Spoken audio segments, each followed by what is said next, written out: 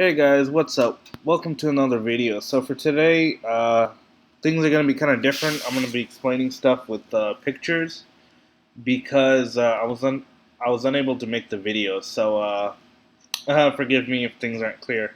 So for today, we're going to be installing a thermostat in our 2009 Scion XB. And I just want to put that out there that I'm not liable for any damages to you or your car or anything like that, tools. I'm not a mechanic, I'm just showing you how I kind of did things. So let's start with first opening the hood of our car. If you want to know where the thermostat housing is, it's on the left side, right. It's right underneath your heat shield, as you can see there on the photo. It's on the left side below the dipstick. So to open it up, we're going to need some tools. We're going to need a 12 millimeter to open up your heat shield so we can get a little bit of room in there. You're going to need a 10 millimeter for the thermostat housing. We're going to need some extensions. We're going to need some, I call them swivels. I think the technical term is universal joints. That'll allow you to get more, and of course you're going to need a ratchet, preferably one that can twist also front and back, so you can once again get in there around the tight spaces. And it's also nice if you can get a coolant vacuum refill kit. I've looked at O'Reilly Auto Parts and they didn't have it. AutoZone didn't have it, so I had to custom order mine. But this just helps for any kind of stubborn air bubbles and to fill a cooling system virtually air bubble free. So let's get started. Here we have it. As you can see, it's below the dipstick. So first you take the top two bolts out. Then you take, there's two bottom bolts, one on each side. You take those out and the heat shield comes out. Next we use the 10 millimeter. As you can see here, I pulled off the thermostat housing bolt. It's really tiny. Make sure you don't strip it. Otherwise that turns into a big mess. And also make sure you have something to catch all the coolant into. So next we pull off the hose. Of course you're going to have coolant that falls down.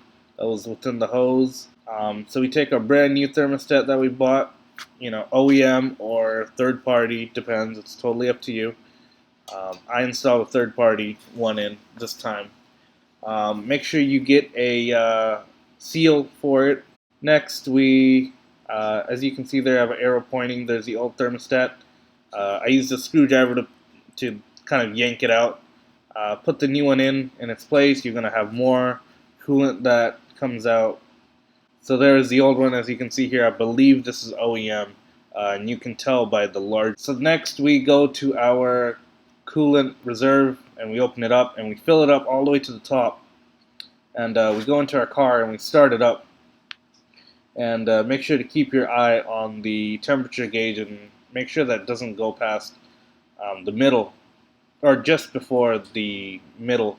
And if it does, it means you got an air pocket somewhere in your system and you need to bleed it out. Another thing is make sure you turn the heat on. This is very important because coolant must also cycle through the heater core.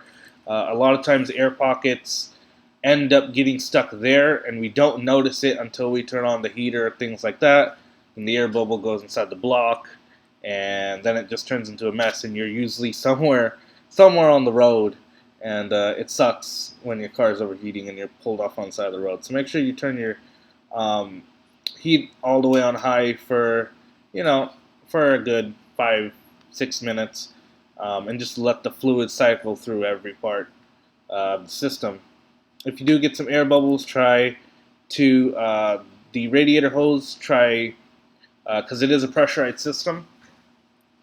So try squeezing it, and that will force the air bubble to hopefully it'll come out from where it's stuck.